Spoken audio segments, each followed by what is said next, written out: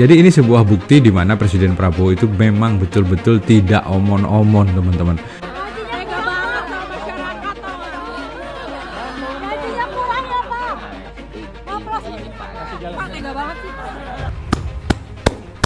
Good job Presiden Prabowo, good job kejaksaan ya. Jadi hari ini teman-teman itu bertambah lagi pelaku korupsinya Pertamina Patra ya. Itu bertambah 2 orang dan ini petinggi-petingginya lagi teman-teman ya. Jadi kemarin itu ditetapkan 7 dan sekarang ada lagi 2 teman-teman. Penyidik telah menemukan bukti yang cukup bahwa kedua tersangka tersebut diduga melakukan tindak pidana bersama-sama dengan 7 tersangka yang kemarin. Dan jauh-jauh hari sebetulnya Presiden Prabowo itu sudah memberikan kode sinyalemen gitu kan. Bahkan beliau itu sempat keras teman-teman di HUT Gerindra. Kalau kita yang ini, mau bersihkan korupsi dilawan, kira-kira yang lawan kita siapa? Hah? Yang lawan kita ya koruptor itu, yang maling-maling itu.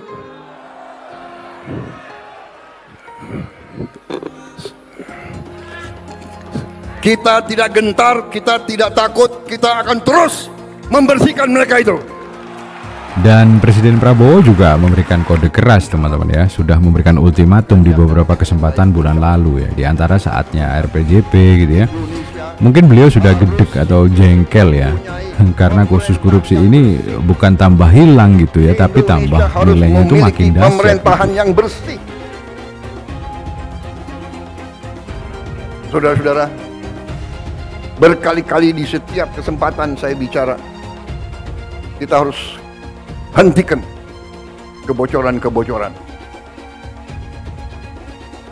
menghentikan. Dan sekali lagi saya ingatkan, aparat pemerintah sangat menentukan. Dan sudah seperti tidak takut lagi membohongi masyarakat, juga membohongi presiden gitu kan. Karena kan korupsi itu kan sama dengan membohongi presiden. Dia menyalahgunakan wewenang atau amanah yang diberikan presiden gitu ya.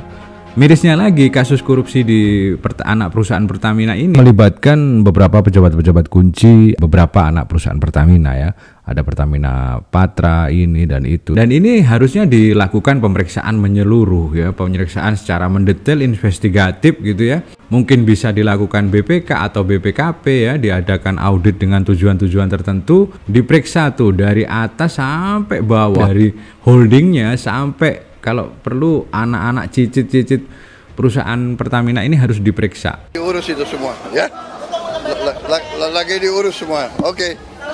Kita bersihkan, kita tegakkan, kita akan pokoknya membela kepentingan rakyat. Karena itu penegak hukum terutama hakim nih tidak perlu ragu-ragu lagi, sudah berikan hukuman yang maksimal gitu ya, death sentence misalkan. Kita bayangin aja deh kalau kasus seperti ini ya, kerugiannya sampai ratusan triliun, gila-gilaan gitu ya, dan itu menyangkut hajat hidup orang banyak gitu ya, terjadi di Amerika Serikat misalkan, pasti kena death sentence. Begitu juga kalau dia terjadi di China misalkan, di negara maju gitu kan, negara dengan ekonomi yang besar dan fast moving gitu ya, itu pasti juga kena death sentence gitu. Nah, Indonesia sebagai negara yang diproyeksikan menjadi ekonomi 4 besar dunia atau 5 besar dunia, ya mestinya mulai dari sekarang nih harus adalah namanya death sentence itu kan ya. Jangan hanya di penjara, nanti dia ya seperti pindah tidur di lapas gitu. Nah, dia keluar dari lapas dia kaya lagi gitu kan. Ya, seperti itu, tidak ada efek jera, tidak mungkin bagi mereka sudah tidak jera lagi gitu loh. Kenapa? Koruptor yang seperti ini itu rasa kemanusiaannya sudah hilang, sudah mati kan gitu ya. Tidak peduli mereka, tidak mengerti lagi rasa bersyukur. Kita bersihkan, makanya saya katakan aparat pemerintahan kita gunakan ini untuk membersihkan diri, untuk membenahi diri sebelum nanti rakyat yang membersihkan kita. Lebih baik kita bersihkan diri kita sendiri. Jadi ini sebuah bukti di mana Presiden Prabowo itu memang betul-betul tidak omon-omon teman-teman. Presiden Prabowo itu berkali-kali teman-teman ya, di berbagai kesempatan beliau pidato selalu bilang gitu, anti korupsi, anti korupsi, anti korupsi, anti korupsi, terus seperti itu. Jarang teman-teman presiden yang memiliki kemauan kuat seperti Presiden Prabowo dalam penindakan atau pembersihan tindak pidana korupsi ini gitu ya. Jadi Presiden Prabowo salah satu orang yang getol loh menyampaikan tangkap korupsi, tangkap korupsi, tangkap korupsi. Beliau sangat getol dan itu disampaikan berulang-ulang di berbagai macam pidatonya. Nah, mari kita tunggu dan kita dukung nih upaya kejaksaan mengungkap. Kalau bisa, kalau ada yang lain-lain lagi ya diungkapkan semuanya, ditangkap dan setelah diproses hukum kalau bisa ya dihukum seberat-beratnya. Terima kasih, salam.